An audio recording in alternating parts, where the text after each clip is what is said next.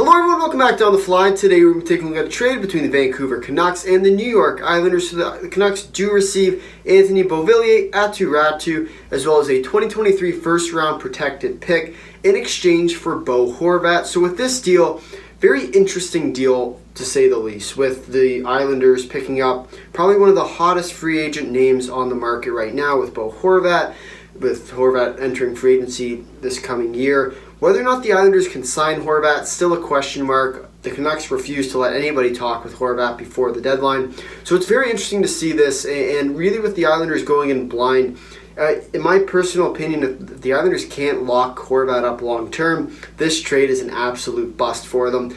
As for the Canucks, very good trade, I think, for the most part for them. Getting a first-round pick, getting probably a top prospect in Aatu, as well as Beauvillier, 25 years old. Lots of room to grow, and I think when you look at his game style, at least, Beauvillier has the opportunity to grow into probably a staple within Vancouver. Whether or not he'll be able to flourish there still remains to be seen. But at the same time, when we look at the Canucks and what they're trying to do, they're trying to go into a rebuild where really they should be headed to. And the reason why is obviously their team's starting to head out. We've seen it with Bruce Boudreau, well on his way out as well. So we'll see sort of where the Canucks end up. This year is not necessarily going to be their year. They'll probably end up starting to tank. We'll see that, especially as they start trading guys out, sending a lot of their players out. It's going to be interesting to see who else moves from Vancouver, obviously with the coaching change.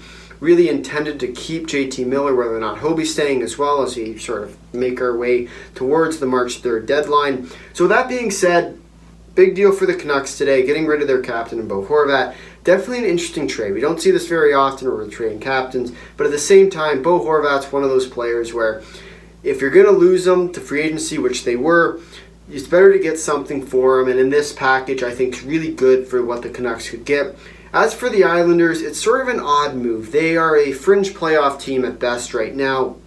Really not expected to do much if they even make it to the playoffs.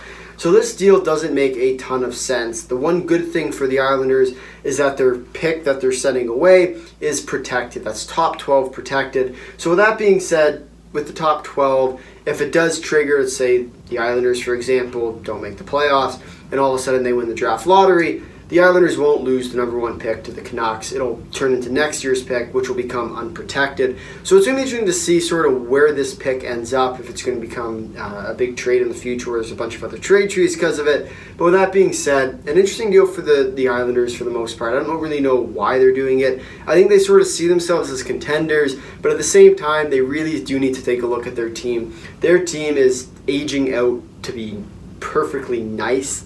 And when we look at what the Islanders need to do, it's time to rebuild, in my opinion. At the end of the day, the Islanders aren't what they once were. They don't have the same talent levels. Their players are aging. And to be honest, they might not even make the playoffs this year. If they lose Horvat, then this deal is an absolute bust for them. Who knows what else they'll lose in this deal if they don't make the playoffs. And Horvat's trying to go to a winning team in the first place.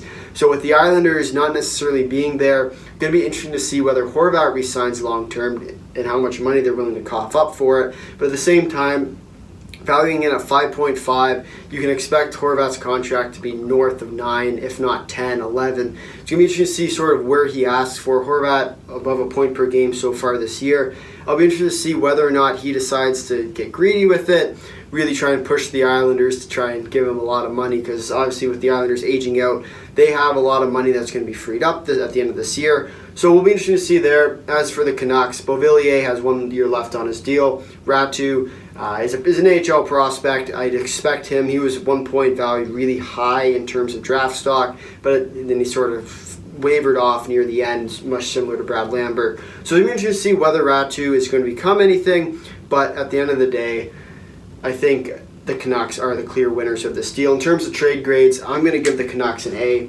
Aside from the fact that they completely debacled the Bo Horvat signing, if they could have kept him, would have been a lot better, but unfortunately they couldn't do that. They got quite a package for Horvat today, and I think when we look at it, they are the clear winners of this trade. As for the Islanders, I will give them a C with the potential to turn into a B if they can sign Horvat long term.